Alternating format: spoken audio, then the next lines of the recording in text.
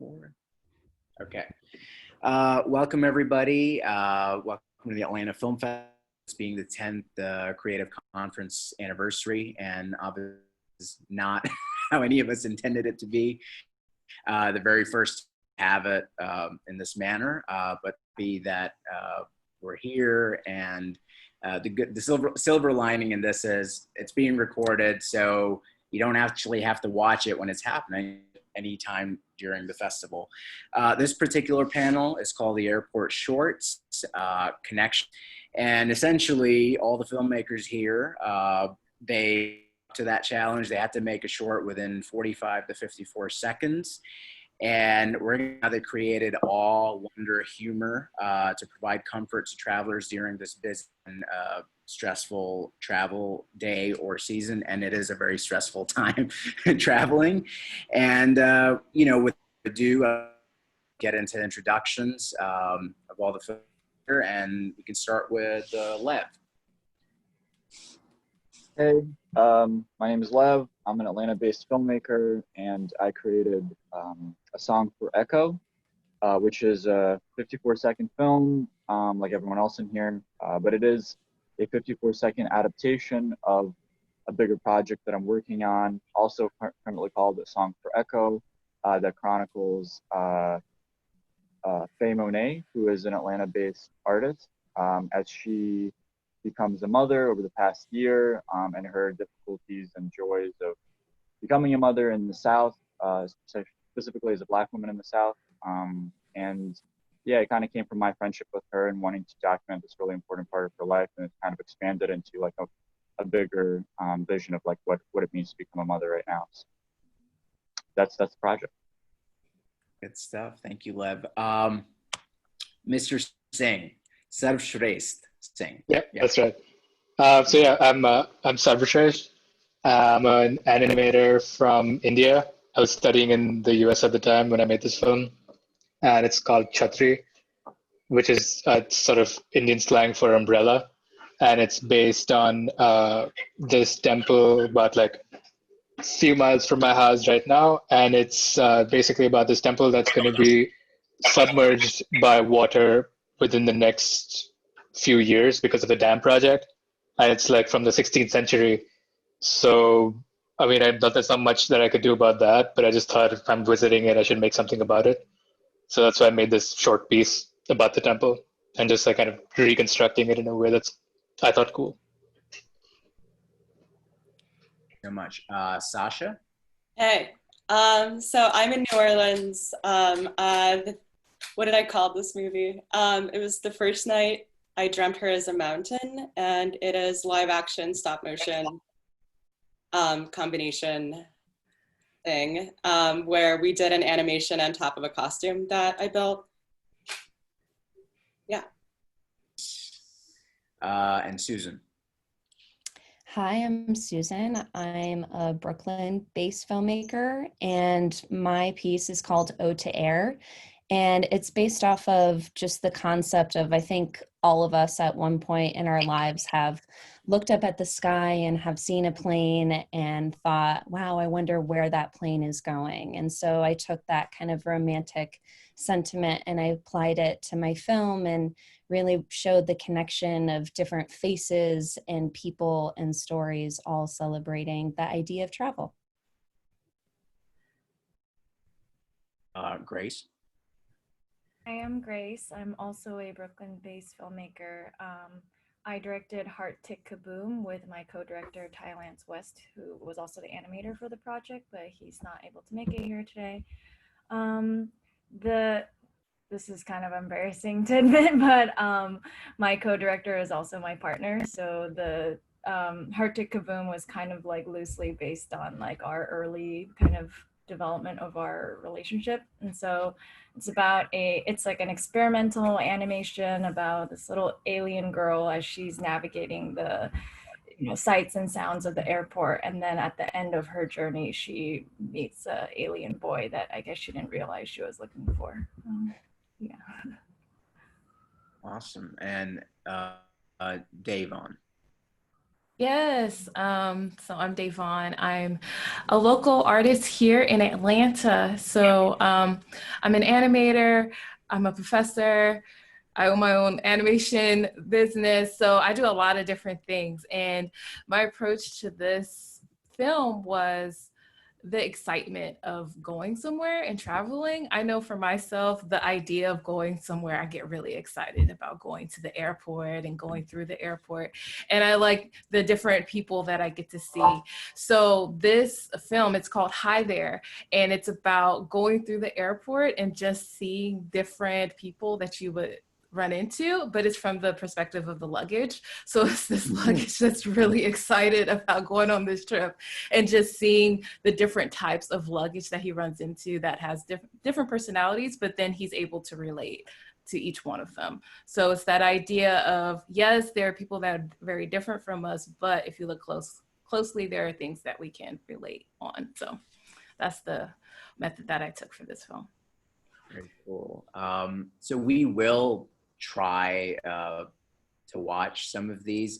I guess before we get into them, if you guys can just kind of maybe discuss real quickly, you know, what kind of challenges you might have run into, because it's not easy to make a short film anyways, because you're so strapped for time, but you're really strapped for time here. So I'd imagine that a 1-minute film is much harder to make than a 5 or 10-minute film. What were the challenges there, and you know, how did you resolve them? And anyone can chime in. Well, we went into lockdown the day after we finished the animation part, and we were like, oh, maybe we'll come back on Friday. And I was like, there is no Friday. We have to do 20 hours. Just keep like moving the thing little by little until it's done. So that was kind of, we were really tired trying to, yeah. Cool. Who else? I think for us, we originally had a much longer idea. Like we never had a full script, but we did have like a document about like in little scenes and vignettes. And we obviously had to cut out a good chunk of them. So that's just the challenge with making something that's so short. But I think on the upside is that I don't think anyone here actually has like made a scripted film. And that's kind of the nice thing about these experimental works, is that it's really more about evoking a certain mood or tone, and it's very sensory, I would say. So you're trying to like stimulate the senses in a certain way, and it's less about, you know, does the script make sense? So yeah, that's like an interesting way to approach film, I think. Yeah, I think for my film, we just had so many characters, and I tend to overcomplicate things. So for this project, I really tried to just focus on the emotion of each person and really strip away that excess and just get to the root of what it was I was trying to say. And that was this idea of connection, and like really focusing on that versus these very complicated storylines, which I would have easily done in a 5-minute. Yeah. Great. I was, Yes. I was working with footage I shot over the course of maybe 10 months. So, you know, to just pick a couple of scenes that communicated a full story of like, this woman is a dancer, she's just become a mom, you know, there's like a relationship that she has now with the newborn, she's incorporating her newborn in her work, and like the difficulties and kind of like the joys of it. So like fitting all of that into 54 seconds. I mean, it was kind of cool because essentially it almost like became a trailer for this bigger thing that I'm working on, and it kind of forced me to like decide which elements or which points over the course of 9 months I felt were important enough to highlight like extra hard, I guess, and still make it a coherent piece that communicates the general emotion of what I feel like these 9 months have been for her. Okay. What was it like, you know, working with a team? I imagine, even though it's just a minute, it's still an incredibly collaborative medium, and I'm sure all of you had team members. Did you go with your regular team that you make a general short film with, or Was it an even smaller team? Any insight on that? I know for me, the people that were helping me, we were all very exhausted. Because we're working on this outside of the other commitments that we have. So I just remember the constant, this is taking longer than I want. You know how productions go, they end up taking longer than you want. So it was a lot of those moments of just, okay, how can we encourage each other to just keep going, and we're going to finish this. It's still going to look good. And again, we've mentioned things about communication, what's the most important and necessary thing to get this done. So I'm extremely grateful for the people that stayed up all those nights, trying to get this done and just really put their best foot forward in this. So I think it was this running through this to this deadline, and we were all just really connecting and just really holding each other up during this in a way that was not as relaxed on other projects. So Who else? Yeah, we so for my film, we shot in LA, Atlanta, and New York. Because I was doing a bit of traveling for another documentary project that I'm working on. And so I think, to go back to your other question, another challenge was just making it feel cohesive, because we were dealing with so many different groups and styles. And I think we succeeded. I hope we succeeded. But yeah, that was another part of the process. Great. Who else? We only had one animator, which was Ty. So again, like Davonne, I totally hear you about the sleepless nights and whatnot. I'm pretty sure he didn't sleep for like the entirety of the 16 weeks, or however much time they gave to us. The sound designer. So actually our team was like 3 people. It was me, Ty, and my sound designer, Ash Knowlton, who's like a sound designer that I work with for every film that I've ever done. So in that sense, between myself and Ash, there was a long-standing prior rapport, so that felt easy. But this is actually, it was Ty and my first film together. He's actually has done short form animation and like is a designer at a creative agency. So this was kind of his first like long form animated film. So it was a lot of like, the workflow was tough because we were learning things as we were doing it. Like he was literally like, some of the techniques that we see in the film itself, like he was figuring it out the night of as he was doing it, which I guess is the nature of things. But yeah, it was funny because obviously like sleepless, like we're both co-directors, we're dating. It was this very weird mix of like complicated emotions. And I remember just thinking like, wouldn't it be hilarious if we made the short film about 2 alien beings being in love and then we just broke up because of it?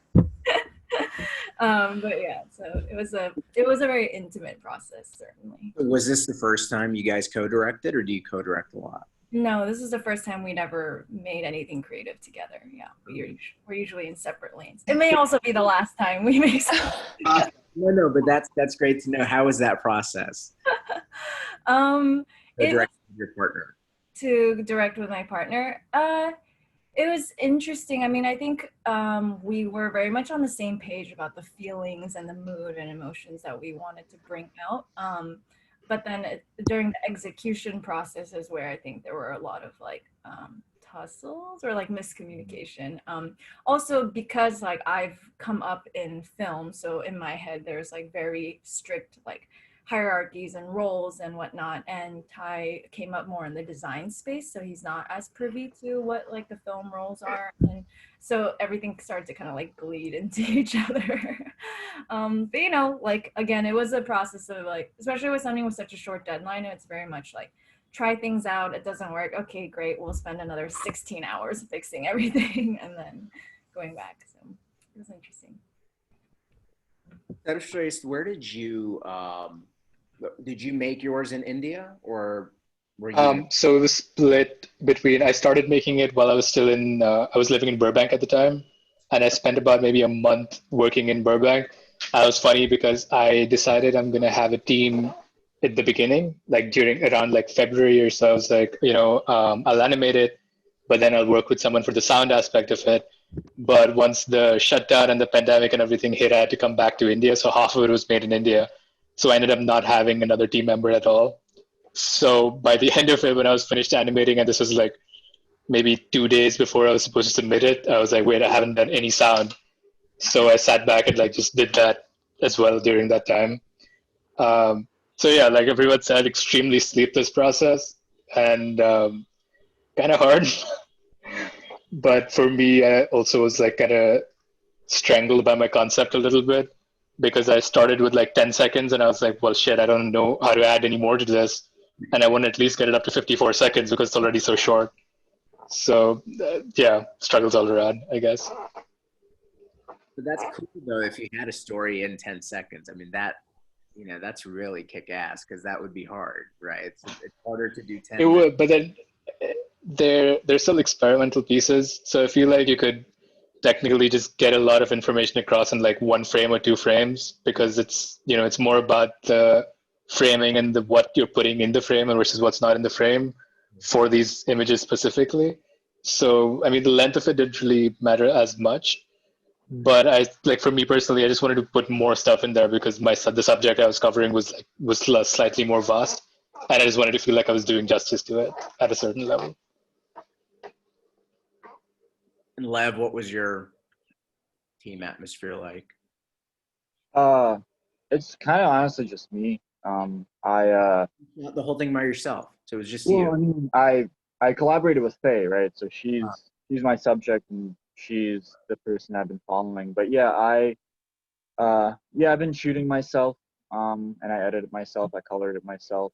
I had someone do the sound, the music, but that's from her side of things. The person that she's been working with that's making the music that she's been dancing to, I just incorporated that. So yeah, on my end, it was just it's just like a self-motivation thing because really it's like, am I gonna go out and film something today, and how long am I gonna spend with her, and because the nature of the project being potentially spanning, honestly, I can imagine this project spanning for like 2 decades. Like I want to see how her kids grow up and in this world, like because I have the start, I have the birth, which is it's not in this film because I was like, well, I probably can't show nudity and labor in the airport, but in the longer version, I have the her actually having labor, and she did it like in a water bath. She's pregnant again, and she's fundraising money so she could have her birth at home now because she's afraid of going to the hospital with COVID and all the limitations that they're putting on. So I don't know. I can imagine this going on for 2 decades. So for me, it's mainly just my own self-motivation and deciding, okay, well, I want to get this, and I think this is important. And the other side of it is like making sure that I'm showing. She's been a really good person to work with because, some people are very careful about what sides of themselves they show and how vulnerable they're willing to be, and to be honest about like the difficulties of things. So I'm trying to be respectful as far as how I portray her, but at the same time, it hasn't been that hard because pretty much anything that she's willing to share with me on camera, like I don't think there's really a wrong way of portraying it because that's really who she is. And she's always being authentic, and that sucks. So yeah, it's just been kind of me and my friends and people I've shown the film for feedback on. Yeah. Cool. Did I miss anybody? Anyone else like to chime in? Yeah, Sasha. I worked with Sarah Vandermeer, who's a production designer that I work with pretty frequently. She's also a painter, and our brains in terms of like world building and what things look like just mesh incredibly well. And so like we just have conversations where I'm like, cool, like what if we make like a giant dress that is a landscape? And she's like, cool, I'll design these little characters, and then like we'll just learn how to do stop motion 3D animation as we're doing it. So we had a friend who's like, I'll YouTube how to build the little sliding panels so you can have a movable background and like figure that out. And then it was 2 other people. So it's like a normal crew of people that I work with, but condensed into 5 people being like, okay, like what are things that we can learn while we're doing this so that we can like end up using that somewhere else, but also like make something really cute and like pretty and beautiful. Yeah. So should we get into the films? God, I hope this goes well. We don't have any technical questions. So we'll watch the film since we have a smaller panel than we thought we would. So we have the time, and barring any technical difficulties, we'll start now. So.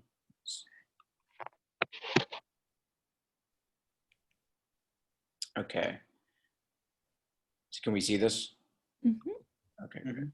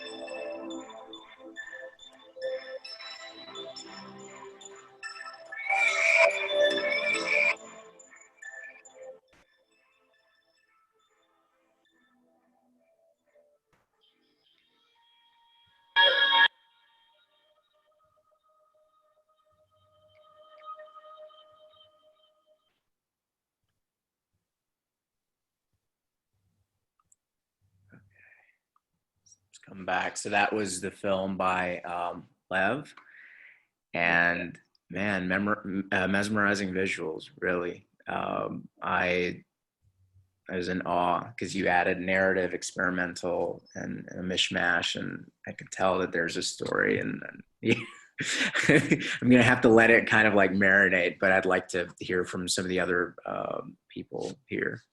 Certainly, with it. Jump in just real quick and say that I lied. I'm a liar. But the good work. There's that scene when she's blue. I just want to shout out. That was my friend Madalena. She did the body paint, and so that wasn't me. That was when we shot that part. We had someone that was helping us, and Right. There's other people involved as far as when we have this performances. People have to make performances, for the lighting, and so there's a lot of shout outs. I feel like I was thinking more on the film side, but there's a lot of other elements that came into that, apart from like the crew of like people who allowed us to use their space, and people who allowed us to film in the hospital, and people who allowed us to film in the university. So there's those people who I'm really grateful for. Thank you. I would love a couple of comments before we move on to the next film, because the thing here is we don't have an audience since it's recorded, so there won't be any questions. So in a way, we're also the audience. I honestly feel like it was obviously really beautiful. I kind of wish that the sort of limitation on the explicit nature of it could be lifted, because I'm really eager to see the whole thing if this is part of a bigger project, because it feels so raw, and it's such a raw expression of this character and this person, and I don't know, yeah, just feeling like you're kind of getting a really inside look on their life and their artistry, and it's just really beautiful. Yeah, good job. Yeah, I mean that's just definitely, it's like there's a scene that there's just so many things I can't include that's so short, but yeah, that's what I'm hoping for, is this little thing gets people interested and then excited, and then maybe they want to see. Because the way I've been making the approach of this film is that if I am going to be working on it potentially for a very long time, I want to have like offshoots. So like this is one of them, right? Like this is one example of like, okay, I get to have like a minute film in the airport. And then some of the footage that I shot was on film, and that was part of Atlanta Film Society. They did a Kodak challenge where they give you 100 feet of film, and you have to make something with 100 feet of film. And so I was like, okay, that's an opportunity to play with film because I haven't shot on film before, but then also incorporate it into this project.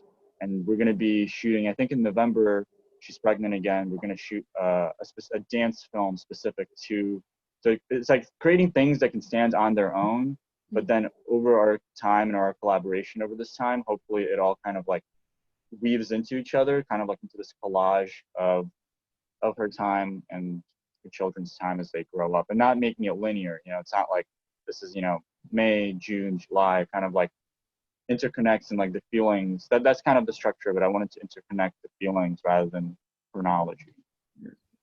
Kind of like Boyhood, but not really, because it's not It's like the documentary, almost like 7 Up, where they show the kids at age 7, and then every 7 years they film with them again, and it's still ongoing, and it's completely fascinating.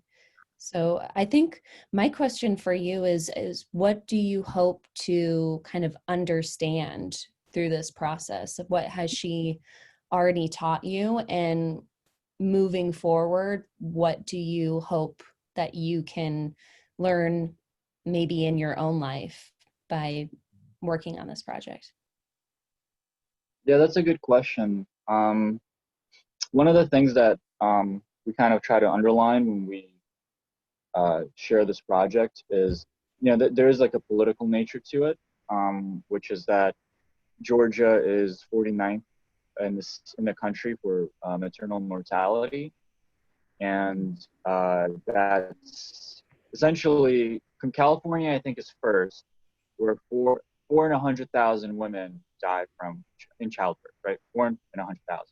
Georgia, the average is 46 in 100,000, so it's 10 times higher, 11 times higher. And that's worse than Ukraine, which is where I'm from originally. So it's a worse mortality rate than like a former Soviet country. And that number is close to double, or like 1.5 to double for Black women, which is, so it's like 67 out of 100,000. So that was one of the things that we did want to like underline. And I know that the film itself maybe doesn't address it, at least not this version of it. And I think we want to figure out a way to address it more overtly in a bigger project. But for me, that was important. And as far as featuring it in the airport, I thought it's important to feature her in Atlanta, in Georgia, someone who's like generally underrepresented and whose life is like in general more at risk in a very overt way. And so, you know, working with her through this, like those are things that I learned. Like I didn't know anything about that. Also, I don't know any babies. Like I'm not around babies. I don't have a lot of friends that have babies. And I feel like in general, most people I know are very anxious about having children or bringing children into a world right now. So for me, that was like a really interesting, like she's a dancer, like dancers at the peak of their, you know, they don't have children because they need to keep their bodies strong for whatever, you know, to be used by a company, you know, that's an element of exploitation. So for me, it was just really interesting, the idea that I have a friend who's a dancer who's like a little bit older than me, but she's having a child, and I'm not familiar with kids really. So I just wanted to be around this environment just to see like what that looks like. And you know,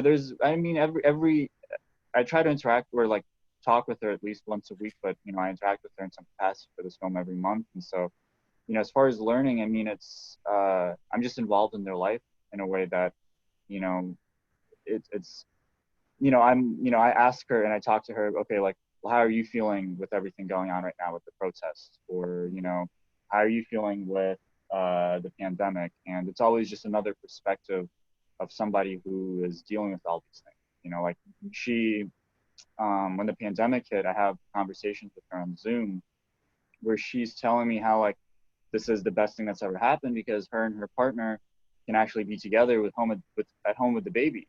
You know, and I'm like, I didn't really think that, but you know, that means that in what other circumstances are you going to have maternal and paternity leave for your kids, right? Like that's just unprecedented. So like having like that perspective consistently has been really interesting. But then, you know, as she's pregnant again, like the difference in how she feels about, you know, bringing another life into this world, and it's very different than it was the first time. Because the first time it was a little bit more peaceful. Now we're really in the shit, and so like. There's just more fear and anxiety. And so I've just been kind of witness to it all, I guess, you know, and in a way, I think like there's also this element of like, to what extent am I just, there's that line by like Herzog, where it's like you shouldn't be a fly on the wall, you should be a hornet that stings.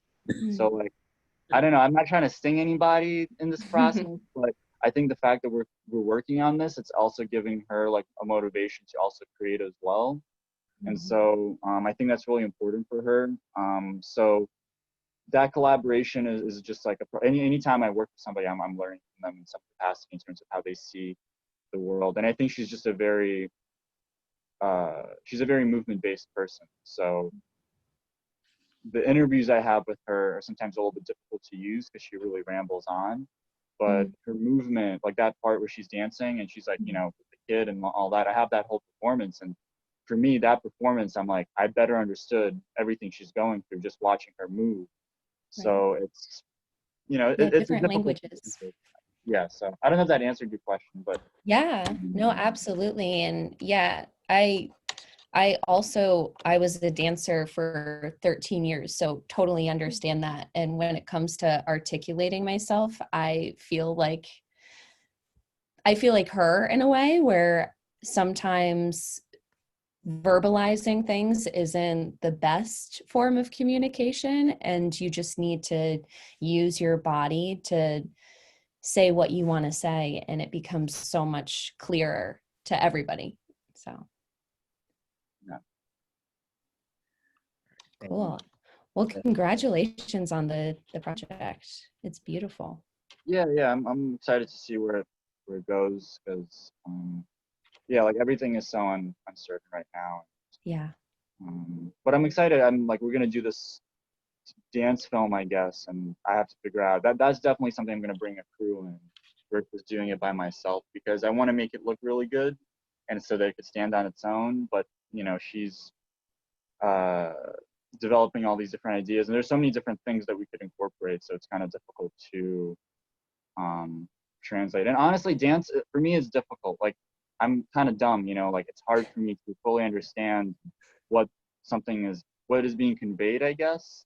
So she's going into rehearsals in October, and shout out to Fly on the Wall for giving her space for the month to rehearse. And so I'm hoping to sort of like see where she's at by being in rehearsals with her and then just filming the rehearsals and just kind of better understanding what she's going through just through her movement. And that's like an element in the film that we also try to underline is that her mother's a dancer and her grandmother's a poet. So dance has been something that they've kind of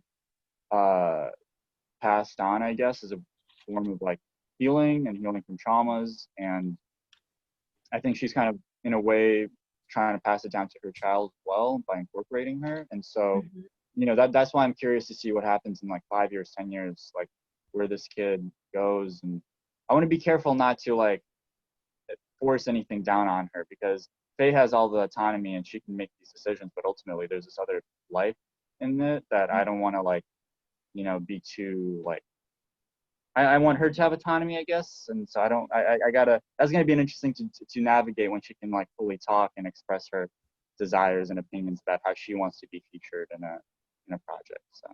Yeah. Cool. Thank you. So, all right, let's go to the next one.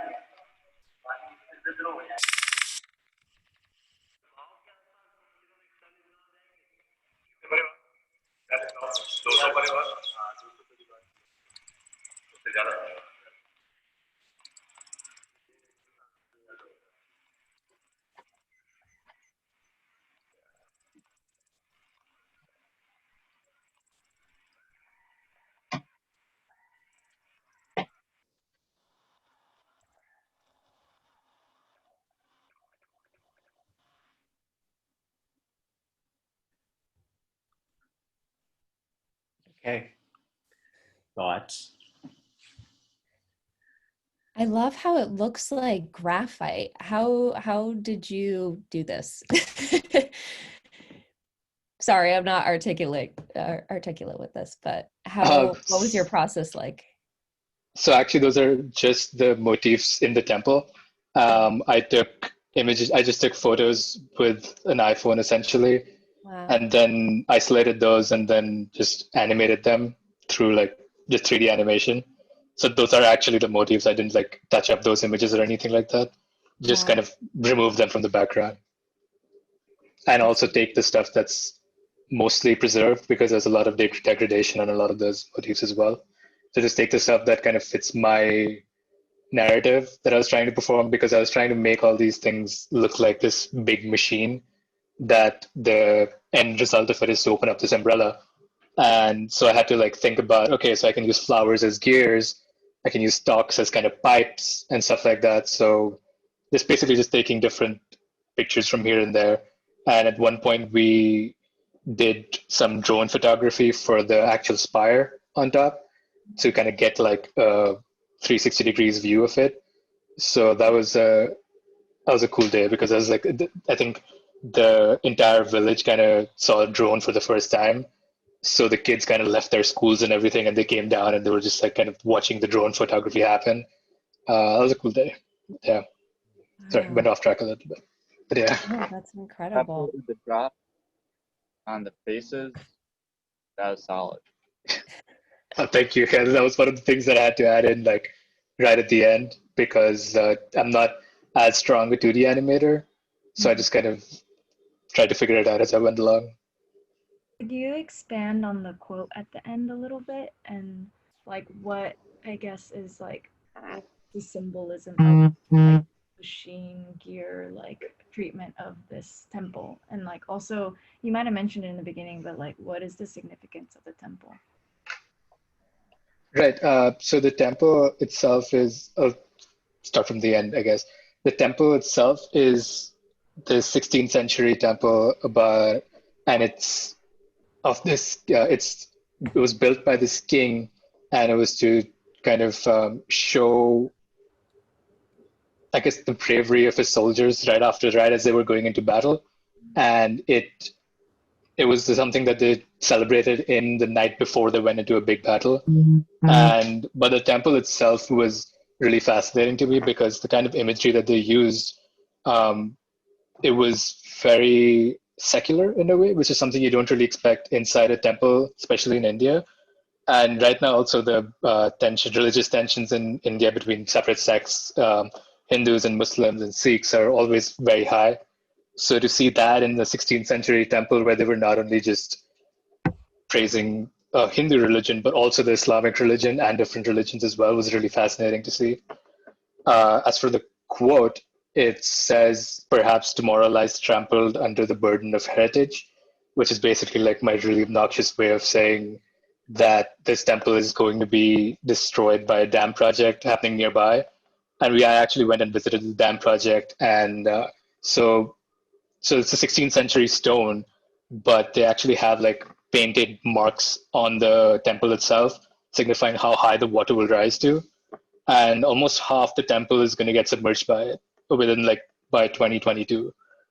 So I mean, and you know, like it would be very arrogant to think that that's something I could do about it, because there's only so much in a place like this where, because you know it's a 16th century temple, but then sure, you go south of India, there's temples that are like 400, 500 years even older than this. So does anyone really care about this? But the temple itself became this sort of living monument, because you know, like usually if I go to the Louvre to see a painting, like it's behind several layers of security, and you know it's a very revered thing. But for this temple, it's like a sort of a playground for the villagers nearby, and the kids come and play around it and everything. So it was kind of a really different experience. So it was, the machine part of it was kind of to highlight that, you know, it's this living, breathing monument now at this point. It's not something that's meant to be cordoned off and subjected to that, you know, oh, we're going to carefully keep this preserved because that boat's long sailed. there's people making paint markings on the wall. So and it's really more about, us trying to reconstruct it at the temple in a way that it could protect itself from the deluge. That's why the umbrella kind of opens up in the end. But it's still pretty much useless at this point because it's inevitable what's going to happen. But while it's still there, I can kind of enjoy it, I guess. Yeah. When do you think that dam project will happen? Like, when do you think that the temple will? So right now they're still under construction. I'm sure they got set back a lot by the pandemic, but the last I checked with them was January, and it was due to be completed in 2 years' time from January 2020. So by 2022, they're expecting, and obviously along with the dam, it's not just the temple that's going to go. There's about 39 villages around the temple that have been asked to vacate like immediately. Mm-hmm. So all these people are kind of, they're saddened, they're going to lose their houses and stuff like that. And they have 2 years' time essentially to barter with the government that you need to give us a fair price so that we can actually leave. But there's a cynical view on things, but it's a very low possibility that they can actually reach a fair settlement, because that usually doesn't how things work out here. So most probably by I would say now maybe late 2022 is the dam's going to go up. The temple is going to be half underwater probably, and the surrounding 39 to 40 villages are going to be evacuated. And I'm guessing most of these people that are going to be displaced are lower income bracket. Oh yeah, I mean it's like an entire microcosm in these villages. They're completely self-sustaining. They grow their produce right there, and no one really works outside of these villages. They work within the villages. They have shops and stuff like that, and they have the schools inside there as well. So they're a complete world within themselves. They're only like they themselves take care of the temple as well. They kind of like clean it up, and I mean obviously again like they're not worried about the actual sanctity of the stone, so they're not preserving it, but they're adding, I feel, a new meaning to it, which is really cool. But yeah, I feel like I'm going off track a lot of the times with these questions, but just keep rambling on. Is there go ahead. Oh no, I was just saying your answers are very comprehensive. I feel like I learned. Yeah. Thank you. Okay. Is there a sort of like historical society or organization that tries to preserve these temples? So when they find out that there's a dam that's going to be built, do they try to stop it? Are there any people that are looking out for the temples?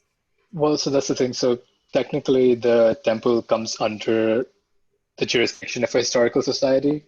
Mm-hmm. But like then the same thing, I talked to those villagers kind of get the sense of who exactly takes care of this.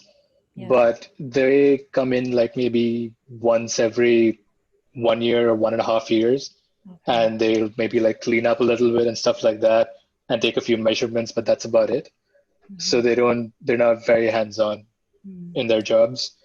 As far as like the assurances for the temple itself, the promise that's been made to the villagers themselves is that what we're going to do is we're going to build a waterproof wall around the temple.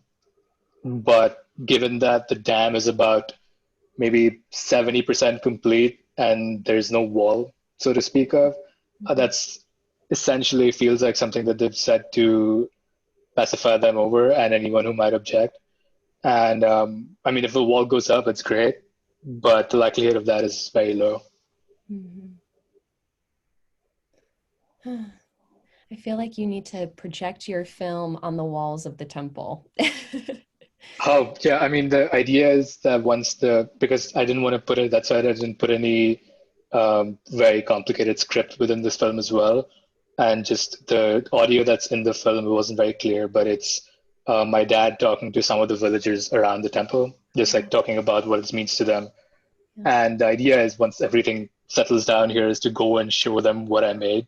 Yeah. Because they were really skeptical about it. Yeah. They were like, "Oh, what are you doing?" And I said, "I'm making a film." And they were kind of just like, doesn't look like it, but all right. I guess we'll take your word for it. I think Yeah. they'll be impressed. Thank you.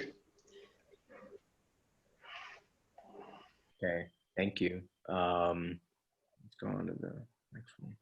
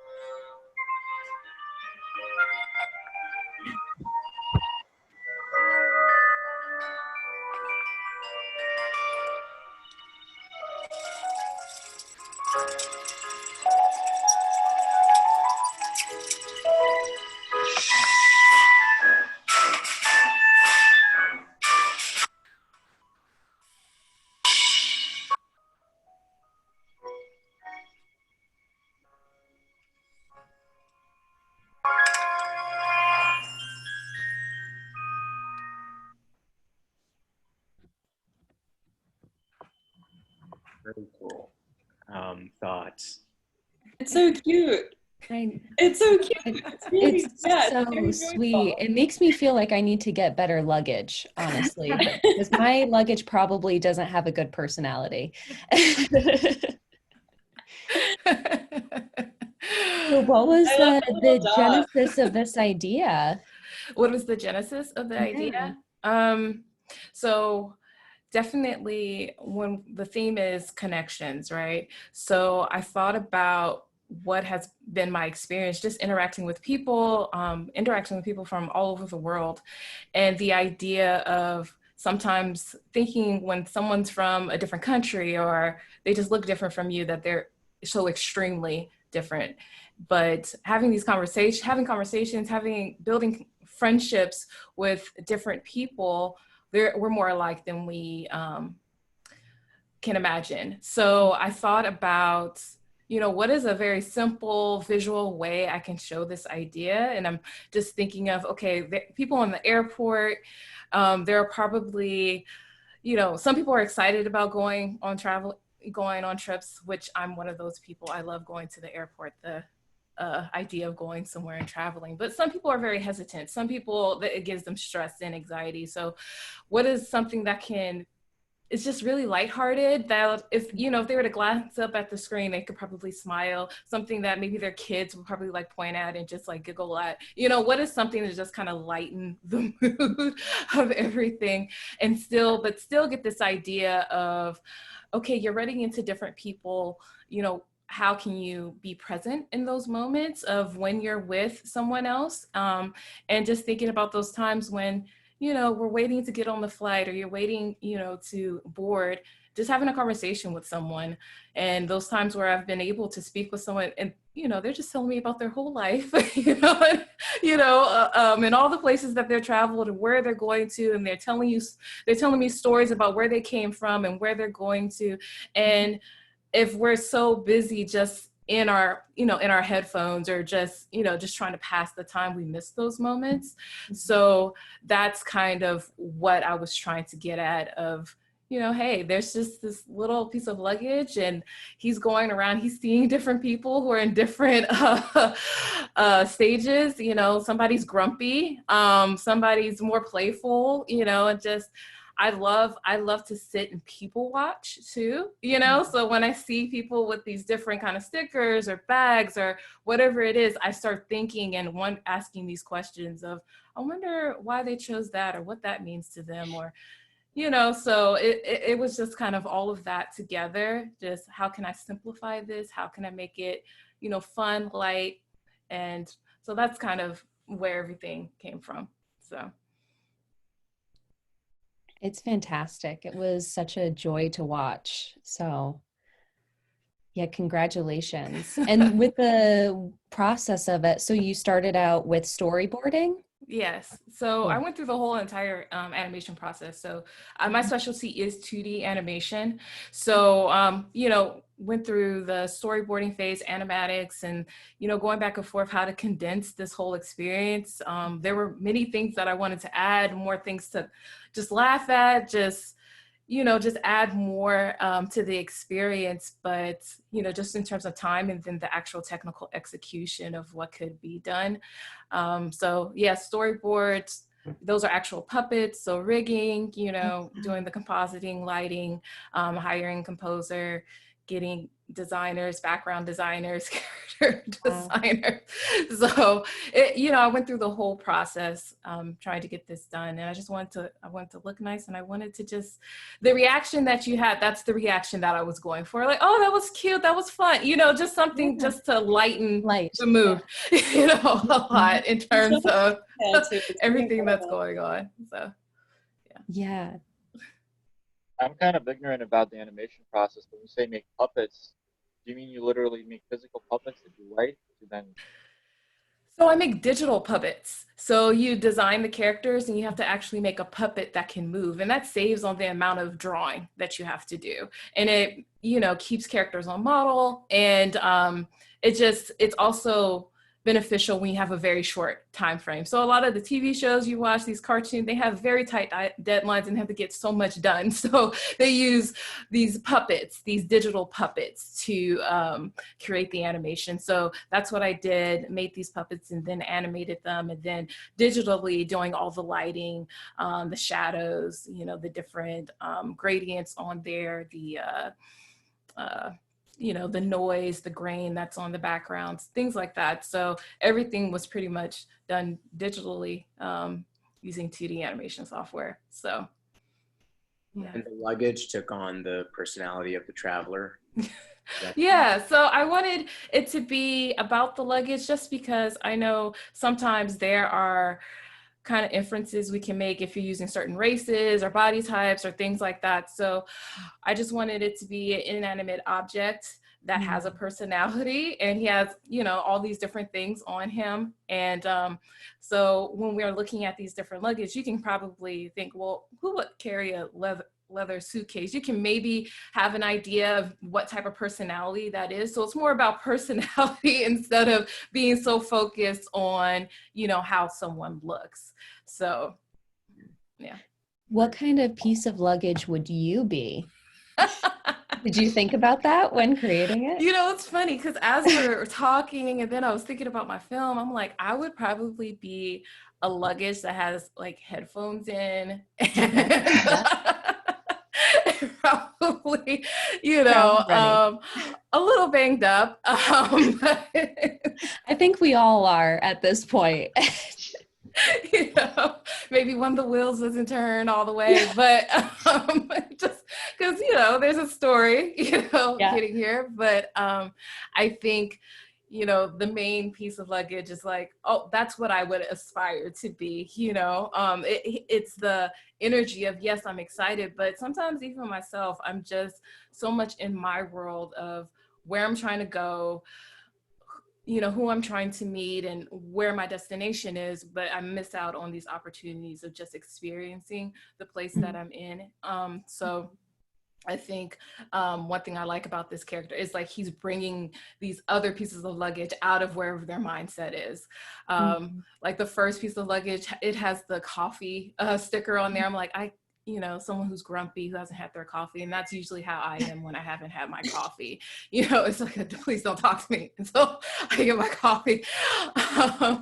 And then there are others where, there's the little dog backpack. So I'm thinking about a kid who's probably like running around, who's happy. And there are people who like pets. So I also try to be mindful of what I chose. And one thing that was said is that since my film takes place in the airport, just being mindful of how I showed the airport, so the first image is the Atlanta Hartsfield Jackson Airport.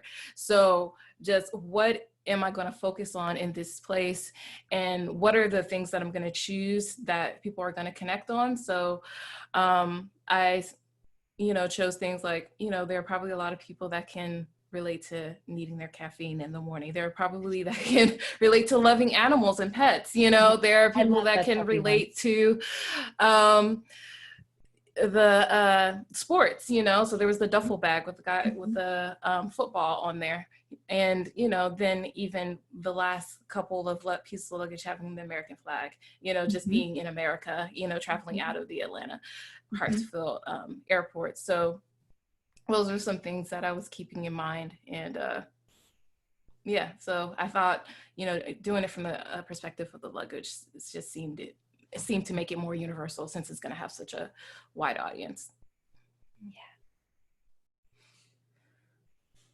Cool. Okay, so.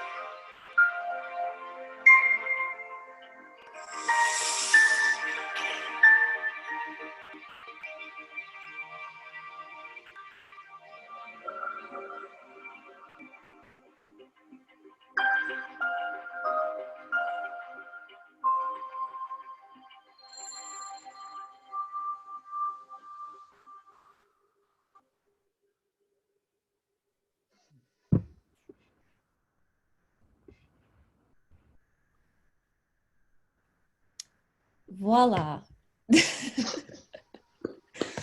Great. Love the So many people involved. Yeah. I I thought love that. the. Oh, sorry. Go ahead. I just thought that. I mean, I feel like probably everyone's thinking, but the way you split it up into 3 frames was definitely very smart because you're able to show like 3 interconnected pieces all at once, and so I think that was really smart in terms of how you did that, and it looks nice. And I can imagine being shown on 3 different screens side by side as well. And I guess that was a question that I have is, do you have experience with doing that with your work in terms of either like for it to be screened potentially in non-traditional ways? I feel like that wasn't the most traditional way of displaying a linear cut. Yeah, that's a great question. This was my first time doing a triptych, and I did it to cheat. I did it because we had a lot of people and a lot of different stories to tell, and I thought it also was nice just to connect them all and connect the faces all together in this one strip. I would love to screen it on 3 different screens. I think that would be really, really interesting. So I'll have to put a call in to the Atlanta airport and see if I can book out 3 different screens. But it was my first time experimenting with that. I had seen like a couple of commercial projects from the past that have done something similar, and I thought that they were really successful. And I thought that it worked well. And like I said, it definitely helped in packing in all of the storylines within the 54-second guideline. I think it's nice that you were able to get so many characters and beats in without it feeling overwhelming. Like it still feels like very relaxed, it's easy to watch, it's sweet, and like everything transitions really nicely. And the colors are really soft, which is a cool thing. Thank you. Yeah, we put on a nice little glow. So shout out to my colorist, Mary Perino. Hi, Mary. About the airplane shots. How did you, because it feels very like perfectly timed. Is that VFX'd in, or did you get separate footage of the airplane? Yeah, so I'll also do a shout out to the VFX artist, Justin Bunt. Thank you very much. He's in Canada. we love our Canadians. But yeah, with that, it was planned out where we filmed by a couple of the airports, including the Atlanta airport. And we just got a bunch of shots of planes and got it like really clean against the sky so that we could comp it in later on. And so, yeah, everything, he did a really, really nice job of making it feel natural and the lighting of it feel perfectly succinct with the visuals that we were capturing. So yeah, it was just like the idea of connecting all of these different planes, and thank you, VFX, for being an option for us, because we would have had to wait for very long periods of time to capture the planes going overhead at the exact moment. So through the magic of filmmaking, we made it work. Yeah. One of the things I really enjoyed were just some of the moments you were able to capture, you know, and how they were all playing at the same time, like with the wind going through the leaves and, you know, the hands going through there. Yeah. You know, those were things where I really felt like the ode to air. It seemed very appropriate for the name, for everything that you shot. But you did mention, you know, 3 different storylines. Can you kind of talk about them a little bit? Yeah. So the storylines that we had for this is we had a couple that the woman in the couple, she's going to, you know, a far off destination, and they're going to be apart for a little bit. And so it's that kind of anticipation and final goodbye between the two of them as they know that they're going to be apart for a while. And then another storyline that we have is of a father and daughter, and you know, maybe she lives far away from him. She doesn't really get to see him that often. And it's the final kind of moment before he sees her off to the airport. And then we have just a little girl who is full of wonder and playing with her little airplane toy, which I think we all have done as children.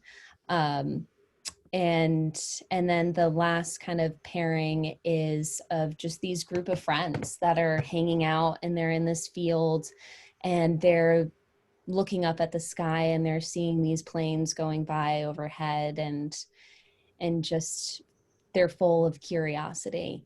So it was these connecting moments. And like you said, with the ode to air, we really wanted to capture this idea of wind and travel and movement feeling musical. And so this is an original composition, and we wanted it to feel like it was wind starting to form, and then throughout you're building and it's a huge gust of wind, and then at the end of it it settles again. So I hope that we accomplish that.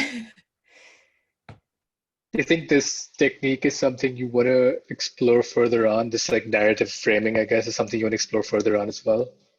I Of like think so. simultaneously framing things together? Yeah, I think so. It was really fun. Has anybody else done anything similar to this with the multi-screens? I've done some like collage work in like with video art, and Yeah. I'm actually editing a music video right now where we're doing like frame within frame. It's not a triptych, but just a lot Yeah. of late frames and stuff. And I think it's interesting. I've always loved collage work because it's like construction and deconstruction simultaneously to Yeah. create a new form. So yeah, I loved that about your film, and I loved that, you know, there are these 3 different parts, but they don't feel like distinct narratives. They all feel like a different strand of like one braid of a cohesive narrative. So I thought they went together really nicely. It was probably really hard to like produce shoots in 3 different places and try to make it like it's all one thing. And I think you did a great job of having that like visual consistency. You know? Thank you. Thank you. Yeah, and I highly recommend doing the triptych or doing kind of the collage that you're talking about. It was a lot of fun. It was a lot of fun, and you think of the shots in a whole different way of, oh, they're doing something kind of like similar. Maybe we can combine those 2 motions, and it makes you think of things definitely in a different way and challenges you. So in the future, maybe I'll have 6 boxes. Who knows? Who knows what's in store?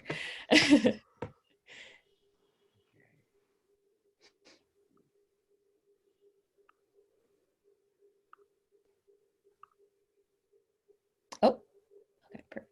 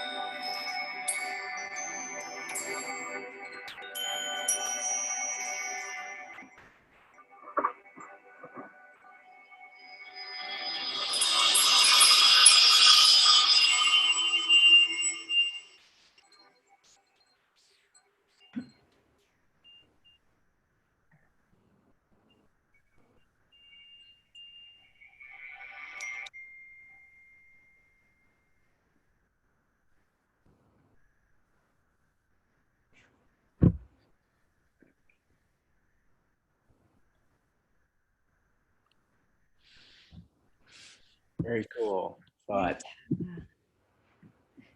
There are so many thoughts. It is so interesting. And I have to say off the bat, I really like the punk cow with the mohawk. I think that was really cool. But just everything was just so beautiful and so interesting and whimsical. And I have so many questions, but I feel like it's best if you just maybe talk about the inspiration behind this and your storyboards and your process through this. I think the inspiration in part is living in New Orleans, and costuming is almost religious here. Mm. And so I feel like so many things that like cross my mind is like, how can a thing be worn? Yeah. And so like, you know, like that led to like a conversation that I was having with Sarah, who again is the person that like, she like made the little characters that like are in that world, and she like designed the sets, and then like I built the bigger one that the thing takes place on. But yeah, I think like the idea of like a wearable mountain is kind of where it started. And then it was the question of like, well, what happens? And it's like, well, anything can happen, because anything can happen anywhere.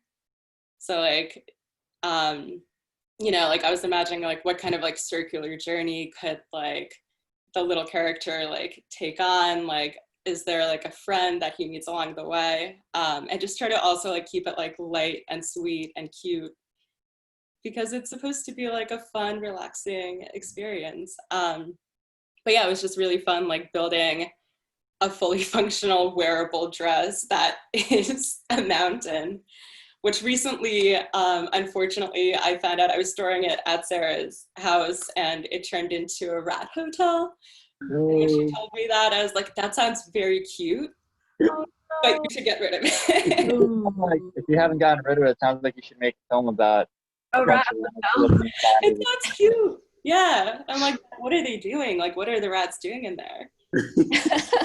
Anyways, that's how it all happens. It's like wondering like what's gonna, you know, like what can you do like on this world? And it was also a challenge to like try to create a set that was like create something that was a set that was incorporated into something that someone was wearing. Mm-hmm. So it's like basically it's just like a weird puzzle to solve, and then you're like, huh, okay, that kind of worked. Mm-hmm. How were they wearing it? Was it something that it opened up in the back, or? So the bottom of it is a base that I had from a flamenco costume I made like 10 years ago, and I've been like storing it on top of my closet. But it's basically like big skirt frame. So that's a separate part. And then the top is like a cape. So you pull it over and then it links up in the front, and then you just mold the texture. Wow. Yeah. You can walk around in it. If you're a rat, you can live in it. Yeah, it's multifunctional. Yeah. Wow. Yeah. You just have to water it occasionally. Moss is a really weird animal plant. It doesn't need anything. Wow. It just stays green. So that's real probably moss? does, but it just stays green. It's moss, yeah. Oh, cool. I really loved like the nature and weather elements that you brought into the film. And I just love when like lighting changes within like a single shot or a single scene. It's such a like, I don't know, provocative way to indicate like a shift in mood or tone or story. So yeah, I really loved seeing all of that. Like we start from the mountaintop and then we go into the storm kind of, and this like Alice in Wonderland like mushroom drop. Yeah, it was all lovely. Thank you. So was your actor, the person kind of wearing the costume, was she sort of load bearing in a way? Like with the starting shots that you had to animate with them still wearing the costume and then do stop motion along with it? It was movie magic. Because otherwise, Joanna Tomasoni, she's a singer-songwriter. She has beautiful music, and part of this will actually be part of a music video for her. But I think it would have been unbearable to ask someone to sit and wear a mountain for 20 hours while we did stuff on it. So after we rotated it, we just replaced her with a mannequin for. Fair enough. Yeah. Nice. Be a very fine art kind of look at it. The model just sitting there for like 24 hours for a pose would be, yeah. She's incredibly dedicated. Yeah. Yeah. She goes to dinner afterwards and everybody's like, something smells like moss. You smell like dirt. You kind of touched on the music aspect, and that's so cool that it's going to be a part of a music video because it's so visual and it lends itself so well. So did you have any kind of music tracks that you were listening to, and maybe painters or photographers that you were looking at when you were coming up with this concept as just like inspiration? So the music video is going to have a totally different soundtrack, and it is to a specific song, and we actually have her singing, and it's her music. But then the music that's used in this short is my friend Ben Sarton's music, who has, like, he makes great music, but he has a 24-hour drone album, which is great to work to if you need to like zone out and like just hear nice sounds that are just like shifting very subtly around you. And so I think like inherently, you know, like for creating something that like was meant to feel like it exists in a dream space, like that kind of like droney ambience where you're cutting out a lot of the other ambient noise and you're just like fixating on like pure noise, was like, it was a cool thing. I think my friends are inspiring. They make cool work. I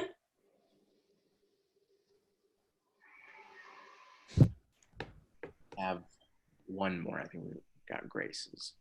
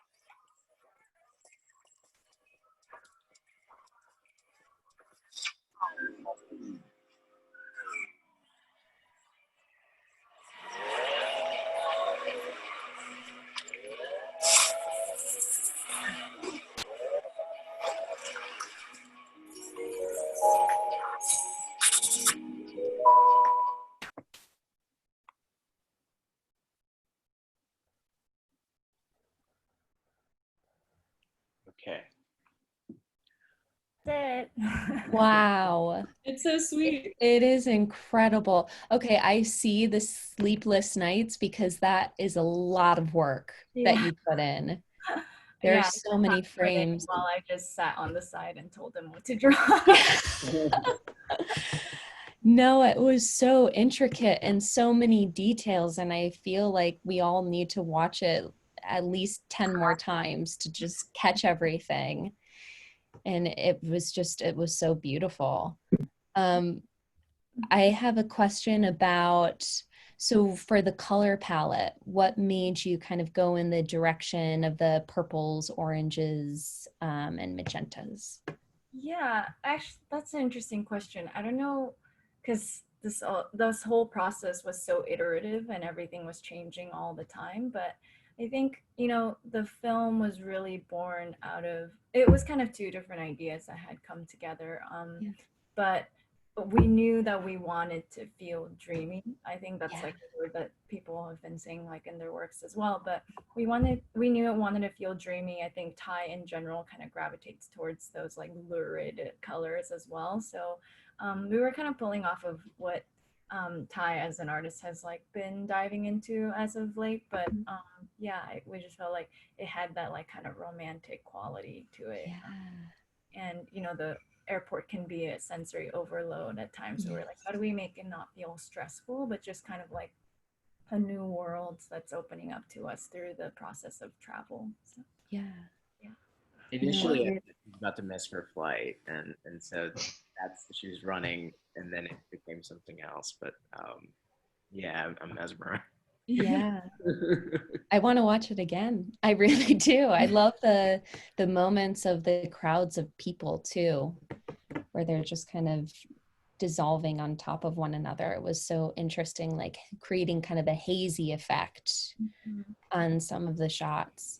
So like originally we had Ty and I had wanted to create a film kind of just like we had met really randomly kind of, and then our relationship had progressed really quickly in like a short amount of time. We wanted to kind of capture that feeling in a film.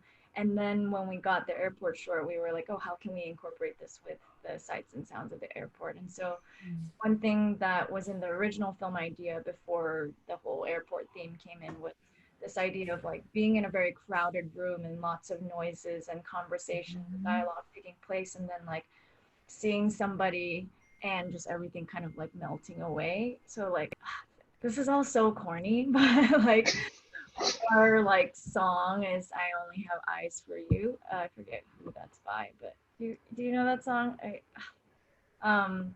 Anyways, it's like an old like song that came out in like the 80s or something.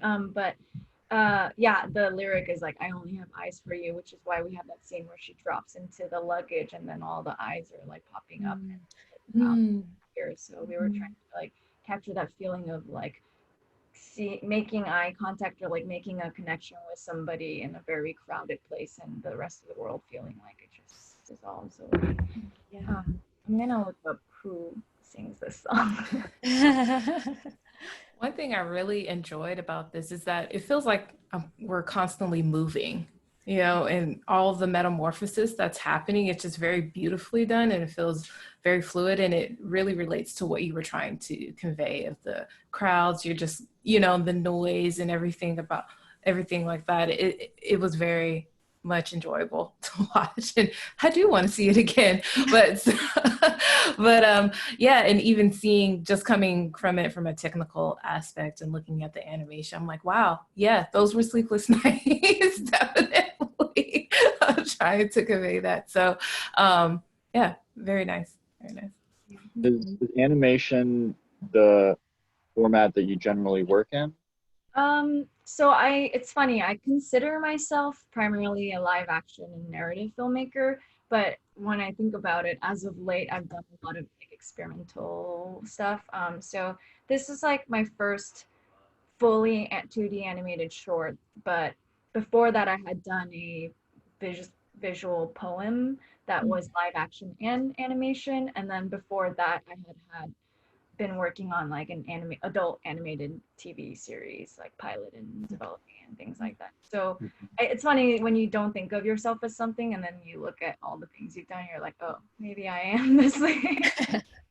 Do you feel like animation gives you more freedom? because I feel like as someone who doesn't usually use animation, the freedom can feel overwhelming, because since you can do anything, you know, you don't have those constraints of what can you then do. Like, how does that, coming from that live action, like how does the freedom of like anything can be done in animation, like I think even as a live action filmmaker, my films are never really grounded in reality. Like, I've made 2 fully live action shorts. One was about a guy who gets a phone call from a banana, and then he like falls in love with a woman on the other line, and that's like his whole journey. And then the other one, this is actually why, Davonne, I loved your short from the perspective of the luggage, because I love like approaching common themes from like a skewed, like off-kilter perspective. So then I had made another short, which was like a love story, and then you find out at the end that it's from the perspective of like a housefly that's just like spying on the person's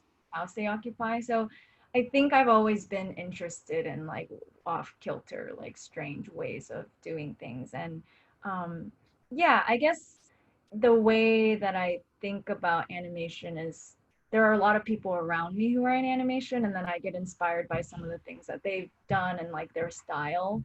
So I think the pressure of coming up with my own animation style is off, because I find collaborators whose works inspire me, and then I supply the story, and then we kind of collaborate in that way. But yeah, also like the animation of Heartic Kaboom, I helped draw some stuff, but is very much like Ty's kind of like design style as well. And his big artistic influence is Basquiat. So I'm sure he'd be very happy to hear that everyone's like, I want to watch it again, because for him, something he loves about art like that of Basquiat is that every time you revisit the work, you discover something new, and it's like there's millions of little stories and vignettes within this larger composition. So I don't know, I think that's inevitable in a place like the airport, where there is truly like thousands of narratives that are all unfolding simultaneously. So, yeah. You mentioned this really iterative process. So did you start with like maybe a corner store image that you wanted to include, like the ones with the eyes because of the song, and then kind of just work backwards or forwards from that image?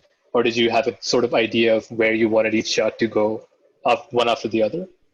I think there were some key things where we kind of knew right off the bat what we wanted to do, and then some of the things that just kind of developed during, like literally during the animation process.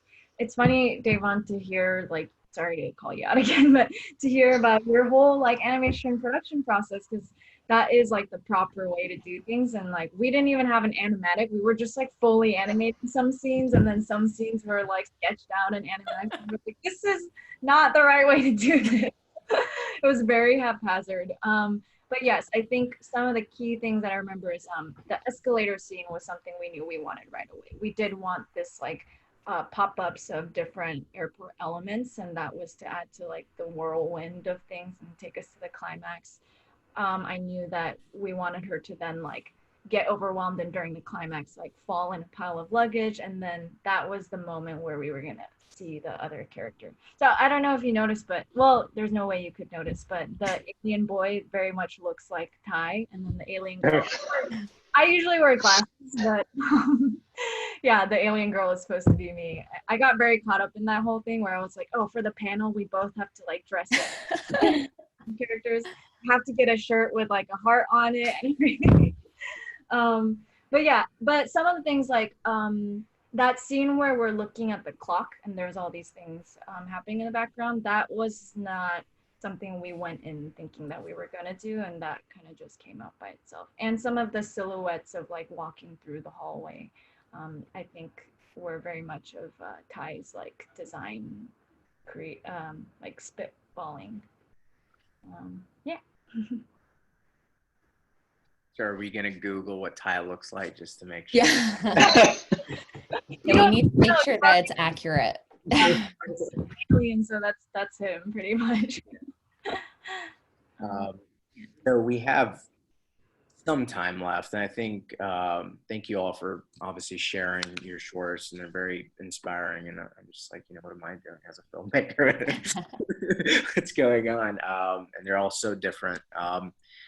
Just, I guess, a question in general, because of the times that we're in, and you know, filmmaking has kind of paused, and what all of you think, what your thought process is about that, and where we might end up, and will it start again? If so, when? And just your thoughts on the pandemic and how it impacts films and storytelling. That's such a scary question. Like, will it start and when? Sasha, predictions. I think people are still doing things, and inevitably people are like thinking about things, hopefully. And even if they're like thinking about like how to get through the day, which I think is like a big deal. Like that's a lot of like what people should be doing right now, because like things are pretty hard.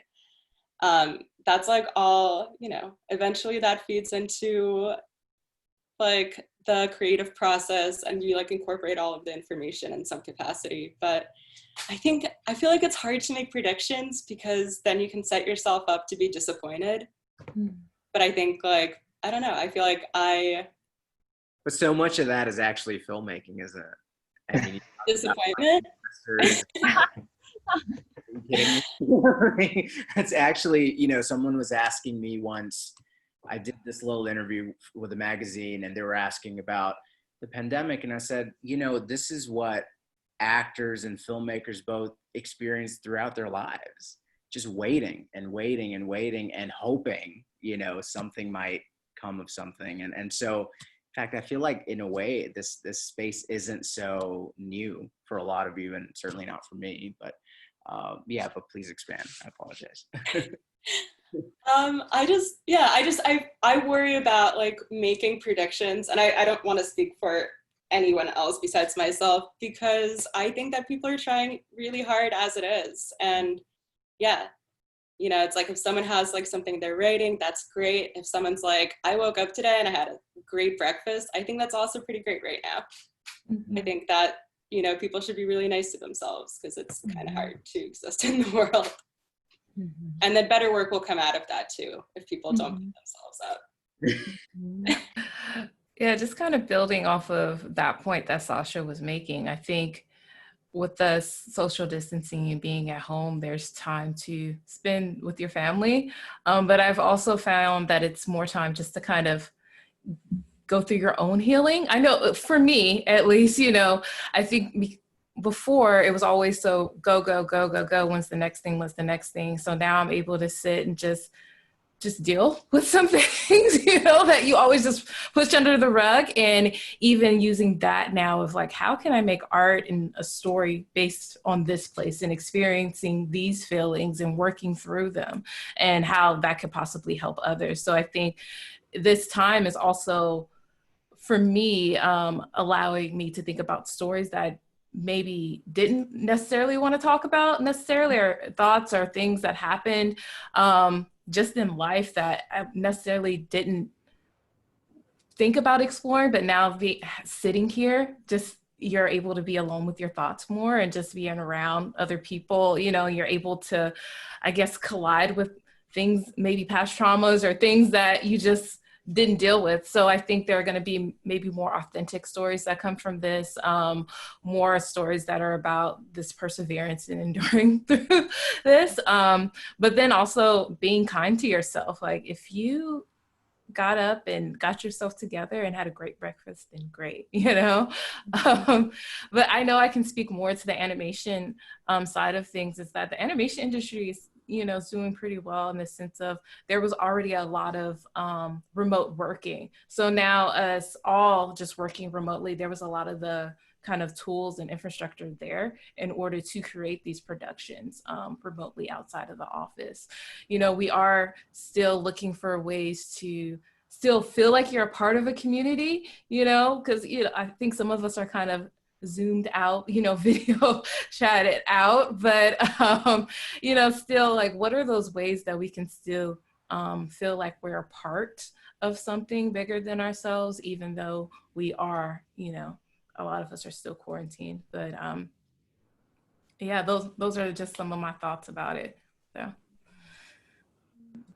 think the unfortunate byproduct of going through a very significant world event, especially with how connected people are right now through whatever means of communication you might choose, byproduct of that on media going forward from this would be, I don't know how to put this very nicely, but essentially very cheap dramatizations of this year. Because like this year's had a lot packed into it, you know, and like even with all the stuff that happened, and like maybe say a very small example is like something happened in 2012 where people are like, oh, the world's going to end in 2012. I can speak for the film industry here, but there were some really shortcut kind of ways to pump out narrative just using that framework. And I feel like how significant the pandemic is now, just thematically, stories about being constrained in one room or being locked down are just going to skyrocket in the next few years, probably. Some are definitely going to be really good, and some probably not so much. But it's just going to be interesting to see how it affects it on that level. Or I wonder if if people will be also encouraged to be like, cool, like what are like the little things that I can like delight in, that I can like create as an imagination for people to like have relief from just only being in a room. People Absolutely, are so yeah. Imaginations are so big. I feel like I'm just hopeful that, yeah, there's also, it's not only, well, we were in a room for 8 months, 10 months, I don't know. And there's other things that happen too, but you're probably right. I think throughout the couple of months of lockdown, I had been participating in a lot of virtual Zoom conferences and panels, especially like for people working in television, and because television productions are obviously huge.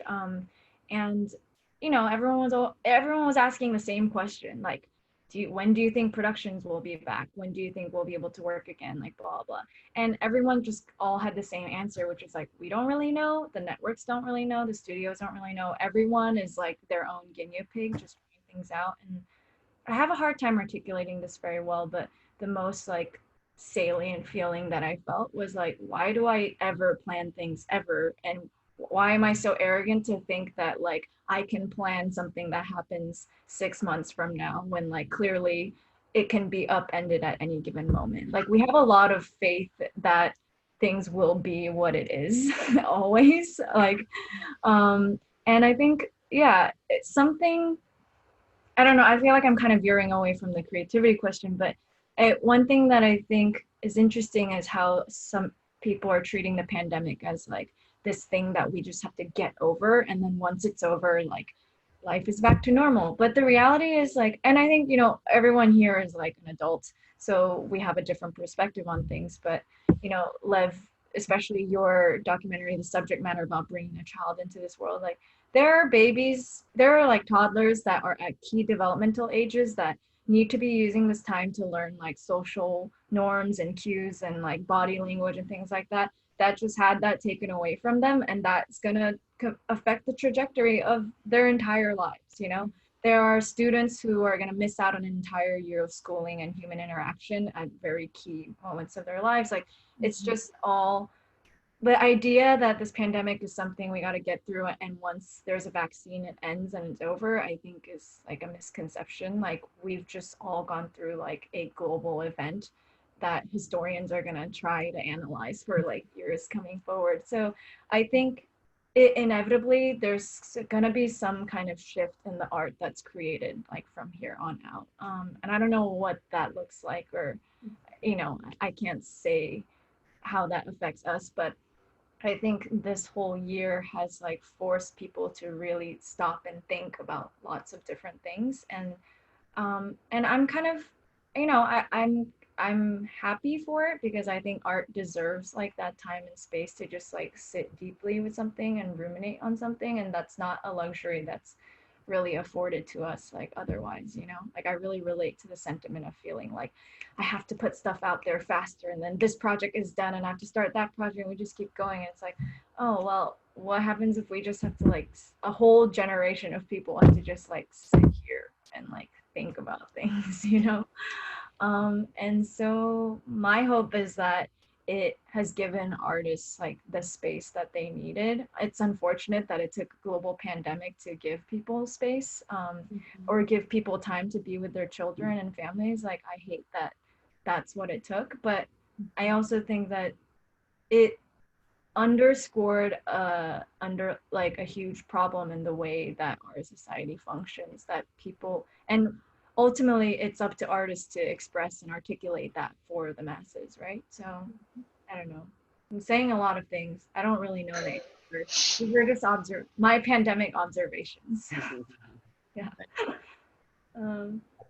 I've been inspired, I guess, is what I'm trying to say, and I'm excited to see what art comes out of it, and I feel challenged to think about things differently. So yeah.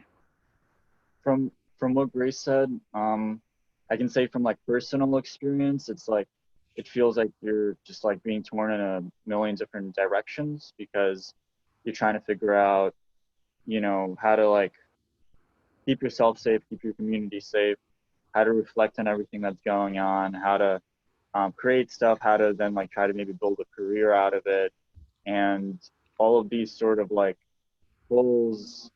The thing that I feel like I come back to right now is that I think the most important thing is like, as an individual, as a culture, society, is to have integrity, right?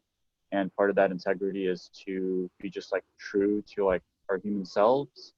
And I think that, you know, we don't know what the future is, but I do think there's like also, I think a lot of times people, you know, create work and it's, you know, we're trying to create a message and we're trying to like influence people and change the world. But a part of me kind of feels those things are a little, not necessarily futile, but to me, like creating anything is more about like trying to make something sacred, and the hope that not necessarily that it like changes people, but that it helps them. Tarkovsky, he's a filmmaker that I think people are familiar with, but he said, you know, it's the role of art isn't to get across ideas, but it's to like plow and harrow the soul and prepare it for death. And so I know it's kind of heavy, but with everything going on with the fires, with the pandemic, like it's kind of hard to escape the feeling that, you know, we might be living in like a real collapse of things. And so, you know, but I think people have survived through generations, centuries of just like intense conflict and intense collapse, and you know, and to live through all of that and to maintain some kind of integrity and to maintain some kind of like sacredness to life and to pass that on, I think is really important. And to show that like even through all of this, there's like certain things that we as humans are willing to uphold and venerate, I guess, to me is really important. And if we don't do that, then things really get dark. And so I've been just trying to, in this time, kind of create a lot of different types of things that hopefully, for me personally, help me do that. But also as a way of giving something back. Like, you know, filmmaking is like also mutual aid. You know, there's a lot of people that are doing like food distribution programs. And so I'm trying to like create things for them and talk with people like we're kind of doing now, and get their perspectives on how they're feeling, and creating like almost a time capsule that captures those things. So that, I don't know, so that when we look back on this time, you know, the things that I've looked to, the things that we have left to look back on isn't just all in the hands of like whoever is in charge 10 years from now. You know, they get to say that this is how people felt, this is how people experienced all of this. Like, I think it's important for us to be honest with ourselves about how we feel about this and capturing that, so that there's at least some kind of record of it for the future, whether or not it gets censored, because it might, you know, we don't know how things will move, but to show the next people moving forward that come after us that, you know, this is what it was like to live through a potential collapse of things, and what we found for ourselves through it. Because if we don't do that, then someone else will define what that process was like. You know, they'll say that this is what people learned, or this is how people came out of it. So I would just like to feel that if something really crazy happens and I'm not here in a year, 5 years, 10 years, that I've like at least prepared myself for that in a way. Last thought, Susan. Yeah, I agree with everything that everyone said, and I think a lot has been said, so I'll keep it short. But I think a quote that has stuck with me, and I think it's so appropriate for what's happening during these times, is from Zora Neale Hurston in her book, Their Eyes Were Watching God. She says, there are years that ask questions and there are years that answer. And I think that's just such a beautiful quote, and it speaks so well to what we're dealing with right now, that this is a year that we're asking a lot of questions, but hopefully the next year we'll start to see some of the answers to those questions. Well, thank you all, very much for sharing your films and sharing your thoughts about the times and also about the films. And I just, wanted to say that, I thoroughly enjoyed these films. I'm going to, hopefully I will get to watch them again because the festival will be sharing them. And this panel was great. I enjoyed all the thoughts, and I saw within the art, like how much it also reflected the times kind of that we're in. So thank you for that. And thank you to everybody who watched. And with that, we'll sign off. So. Thank you, everybody. Yes. Thank you guys for doing this. Bye. Thank you, everyone. Thank you. Thank you.